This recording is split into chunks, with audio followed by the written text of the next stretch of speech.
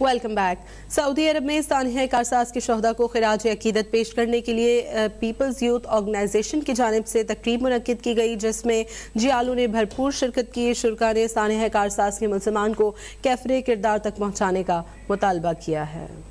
سعودی عرب کے دارالحکومت ریاض میں پیپلز یوتھ آرگنائزیشن کی جانب سے منعقد ہونے والی تقریب میں مقررین نے کہا کہ 18 اکتوبر کا دن ملکی تاریخ کا سیاہ ترین دن ہے۔ اس روز بے نظیر بھٹو کو دہشت گردی کا نشانہ بنایا گیا، جس میں 170 سے زائد قیمتی جانیں ضائع ہوئیں۔ ہم ان شہداء کی قربانیوں کو سلام پیش کرتے ہیں جو جمہوریت کے لیے قربان ہوئے۔ تقریب کے مہمان خصوصی Peoples Party Middle East culture wing کے صدر قاضی اسحاق میمن، پیپلز یوتھ آرگنائزیشن سعودی عرب کے صدر احتشام جاوید کوہلی، جنرل سیکرٹری اعجاز رحیم اور صدر ریاض ایجن قریب اللہ کا کہنا ہے کہ پیپلز پارٹی کو ہمیشہ دیوار کے ساتھ لگانے کی ناکام کوشش کی گئی۔ پیپلز پارٹی ملکی سیاست میں ملکی آئین کے تحفظ اور لوگوں کے حقوق پورے کرنے کے نظریے پر عمل پیرا ہے اور اس کے لیے جدوجہد جاری رکھے ہوئے ہے۔ ذوالفقار علی بھٹو اور محترمہ بے نظیر بھٹو کو شہید کر کے ملک و قوم کے ساتھ انتہائی زیادتی کی گئی اور اب تک سینکڑوں جیلیں بھی جمہوریت کی بقا اور اس کے استحکام کے لیے اپنی جانوں کا نذرانہ دے چکے ہیں۔ سانحہ کارساز کے ملزمان کا تعین کر کے ان کو کیفر کردار تک پہنچایا۔ تقریب سے ہدایت اللہ، طاہر چودھری، محمد سیاب، فہیم خان اور دیگر نے بھی اظہار خیال کیا۔